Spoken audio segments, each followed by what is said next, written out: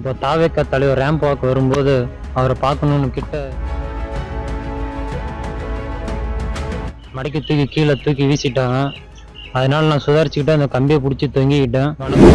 நடந்து முடிந்த தாவேக்கா ரெண்டாவது மாநில மாநாட்டுக்கு கடந்த ஆகஸ்ட் 21 போயிருந்தேன் மதுரைக்கு.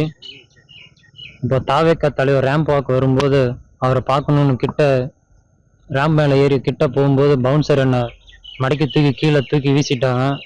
அதனால நான் சுதாரிச்சுக்கிட்டு அந்த கம்பியை பிடிச்சி தொங்கிக்கிட்டேன். எனக்கு உடம்புல ஆங்கங்கே சில காயங்கள் இருக்குது.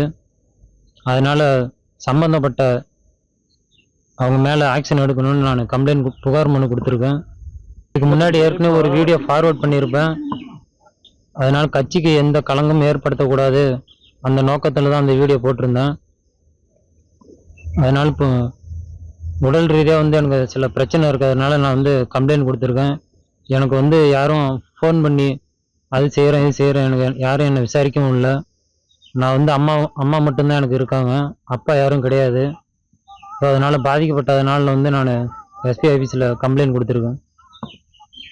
நானே தான் விரும்பி பார்க்கணுன்னு போனேன். அதனால் கிட்ட பார்க்க விரும்பி போனதுனால தூக்கி அவங்க மட்டும் கடாசுவாங்களா?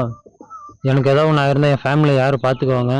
நான் அவரை கிட்ட பார்க்க போனோம். அதனால பவுன்சர் என்னை தூக்கி கடாச்சிட்டாங்க. அது